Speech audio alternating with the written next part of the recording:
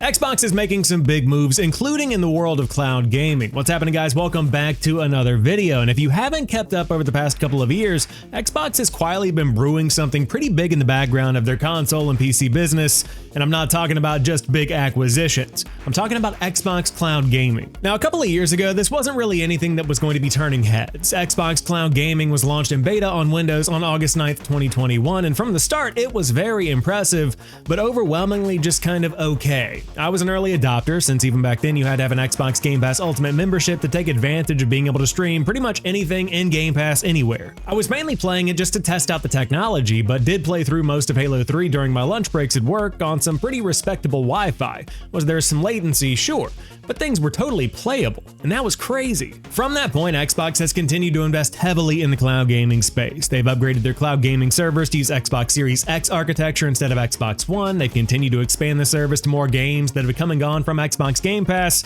and they rolled it out across iPhone, Android, and basically anything that has a browser. If you have a decent internet connection and something that can connect to the internet, you've basically got an Xbox, ready and waiting for you to play games on Xbox Game Pass. And they're about to roll out a big update that lets you play anything you already own. So if you own a digital Xbox game, soon you're just going to be able to stream it without having to worry about if it's on Game Pass or not. Up until now, I've pretty much used cloud gaming exclusively for the smaller, low-octane indie games, stuff like Donut County, the games that generally don't really take that much effort to really perform well in. And with that approach, cloud gaming has worked without a hitch. It's exactly what you need to get the job done. Steady frame rate, minimal issues, and convenience, because cloud gaming is all about convenience. But how does it work with something like Call of Duty tossed into the mix? Xbox announced that Call of Duty Black Ops 6 would launch on Xbox Cloud Gaming on day one, which ironically means they had to license the rights to stream it from Ubisoft, because Ubisoft holds the cloud streaming rights for anything under Activision Blizzard thanks to regulations during the acquisition.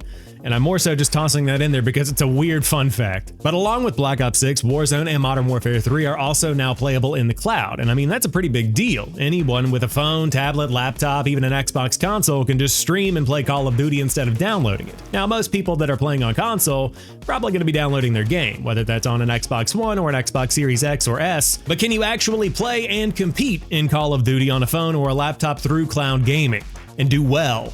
I put that to the test. My experiment here was to use cloud gaming the way that most people would probably use it, with their standard devices in the easiest way possible. So for me, that meant rocking an iPhone 14 with a Backbone controller, something that's generally $50 to $100, and an M3 MacBook Air with an Xbox Series X controller connected via Bluetooth. And I wanted to be fair to try out every part of the game. We're talking multiplayer, zombies, and campaign in Black Ops 6. Full transparency, that's about as scientific as it gets. All in all, I spent about an hour toying around with Call of Duty and cloud gaming, bouncing back and forth between iPhone and MacBook and seeing how things went. So if you're looking for the I just spent an entire week playing Call of Duty on cloud gaming, this is not that video. And let me tell you, if I did that, my KD would absolutely tank. Which brings us to the first question. How is multiplayer in cloud gaming? It's alright, but you're probably not going to be the top of the lobby with Xbox Cloud Gaming. I started off using the iPhone 14 and the Backbone controller, and the gameplay feels pretty good. Now, there is a little bit of latency between the movement of the thumbstick and the movement on the screen, and it's nothing more than a fraction of a second, but there still is some travel time between the movement I make and my character responding. Playing for a few minutes, you do start to get used to it and can kind of plan ahead, but we've got to think about who we're playing against here. Sure, my brain gets used to the little bit of movement lag in Black Ops 6, but I'm also going up against people that are either on a high-end PC or a standard gaming console. Have you seen these lobbies, even for regular players? I need all the help I can get on a normal day with an Xbox Series X and an Elite controller, let alone with an iPhone and a Backbone controller. Now, there were a couple of times that I was able to whip out a double kill or two or land a headshot, but the other negative with the iPhone is that the screen is just so small. When you're going up against people that are on large TVs or computer monitors, you're definitely at a disadvantage. There's no getting around that, and especially for other enemies in the distance, you just literally can't see what's happening on such a small screen. The other big question for the multiplayer, were there any connection issues? And unfortunately, on iPhone, I did run into some hiccups, and there were definitely some drop frames here and there that did make one of the matches that I was recording basically impossible to play. I had to wait until those frame drops calmed down to really get back into the action, so that was a bummer on the gameplay side. And that's kind of an overview of the multiplayer experience on iPhone, so at this point I thought it would be a good idea to swap over to the Mac and fix the screen size issue without ditching cloud gaming entirely. Now this is a 13-inch MacBook Air, so not the largest screen, but I did connect a standard Xbox controller to the Mac via Bluetooth, and this was definitely a way better way to play. And I also didn't run into any kind of connectivity issues at all when playing on MacBook. So that means this is the console killer, right? You can sell your Xbox and your PC and just go all in on cloud gaming? Absolutely not. Please don't. While the connection is great, there's still the reality that this is cloud gaming, and no matter how good the game looked or played on the MacBook, there was still a fraction of a second of delay that really kept me out of the running to come out on top in most firefights. Now again, this doesn't mean that I was at the bottom of the lobby with every single round, but with cloud gaming I would say that it's a pretty safe bet that you just quite simply can't play your best compared to somebody that has a gigabit internet connection directly into the console that's right in front of them. But that is a totally different story with zombies in the campaign. So now the next question, can you really play zombies in the campaign in cloud gaming?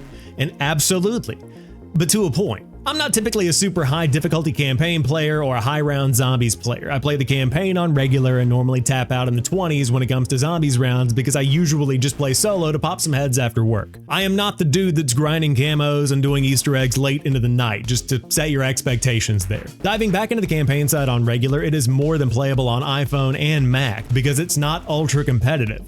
The enemies are forgiving, and any kind of lag between the input and the server isn't really that big of a deal because it's just enemy AI, not a 14-year-old that just got home from band practice and is warming up the sticks. Even in one of the more high-action missions, it was more than playable regardless of how I was playing, on an iPhone or a Mac.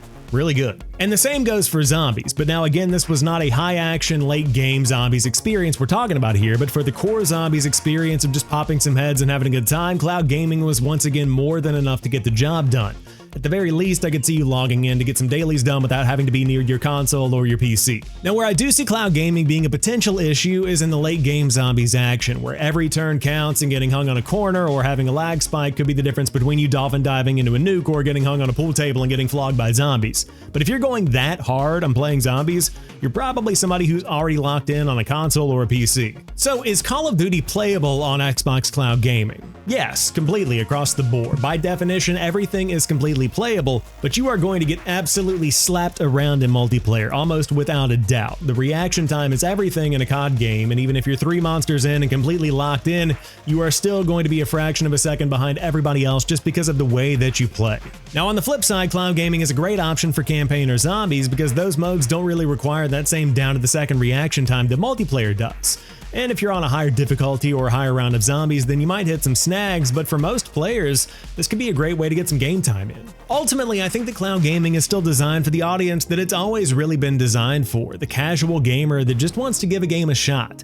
And Xbox has been rolling out cloud gaming to Samsung TVs and Amazon Fire TVs, and if you're somebody with an Xbox controller and one of those TV options, you can just play through the entire new campaign for Call of Duty or check out the multiplayer or zombies without having to buy anything else. I think about the 30-something dude that's moved on from gaming but that loved playing 360 Call of Duty campaigns when he was a kid. He's scrolling through the Amazon Fire TV and boom, there's the new Call of Duty ready to play without him needing to dish out the extra cash for something to play it on. Or maybe it's the middle school or high school kids, don't play Call of Duty, 17 plus. They can't afford a console or a PC. This gives them a taste of that action without needing to break the bank or beg their parents for money. And that's what Xbox has said that cloud gaming has always been about. It's part of their drive to bring more games to more people in more places, no matter what way they want to play. And if that's the goal, then they've absolutely accomplished the mission.